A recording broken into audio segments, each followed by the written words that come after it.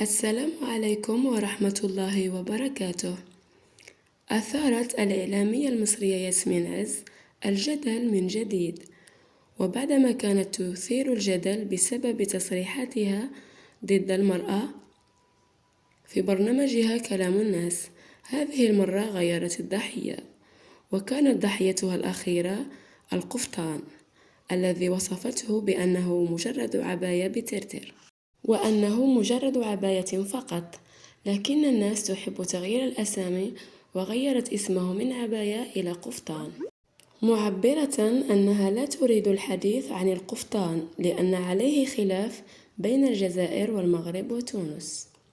هذا الكلام بحد ذاته أشعل نيران الغضب على ياسمين عز، لأن الجزائريين اعتبروا أن أصل القفطان جزائري بحت ولا خلاف في ذلك، وكالعادة اعتبر المغاربة أن القفطان هو مغربي ونسبوه إليهم، فيما اعتبر البعض من المتابعين أن القفطان أصله عثماني، وأدخلت عليه بعض التعديلات مما جعل البلدين ينسبونه إليهم.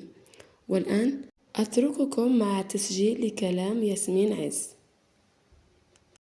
بالضبط كده. إمم، طيب برضه موضوع القفطان، إمم، طيب أنا رايح أصلّي يبقى المكان محتاج شوية وقار، إمم. يعني لأ، بلاش لازم بقى نلبس نلبس الحاجات العباية مترتر. أي على فكرة هو أصلًا بالمناسبة في مصر عندنا هم بس أنتم تحبّوا تغيّروا أسامي الحاجات، ما آه، أعرفش ليه عقدة الخواجة اللي عندنا، هي كان اسمها عباية زي ما خلقها ربنا، بالضبط كده، والقفطان ده في المغرب وتونس والجزائر تقريبًا لو أنا مش وشمال غلطانة، أفريقيا بالضبط، أو عشان في خناقة كده على القفطان ده مش عايزة أخُش آه، فيها، القفطان المغربي أو الجزائري مع كل الاحترام لكل الشعوب. إحنا على إيه علاقتنا؟ لأ، إحنا جبناه وبقى هو القفطان بقى، آه، هو القفطان اللي هو كفتان، كفتان، عارفة كفتان؟ هي عباية بترتر أو فيها خيوط ذهبية، دي أيوه، لو ما بقتش تتجاب يا عبد الله في رمضان بيبقى فيها مشكلة، سنة سودا على بيبقى الراجل، فيها هات مشكلة. لي العباية ب 4000 طبعًا، جنيه. لأ العباية اللي ب4000 جنيه إمم، وفي نفس الوقت ده برضه أقل بيبقى حاجة في طبعًا. شوية تكلفة برضه كمان، وأنا آه، خارجة لازم أحط full makeup يا جماعة آه، إحنا في رمضان، ده شهر عبادة، آه، مش لازم نخرج أكننا رايحين أفراح، آه، بالراحة شوية، نهدّي الدنيا. نهدّي الدنيا شوية، إمم. يا جماعة الدنيا بقت الأسعار فيها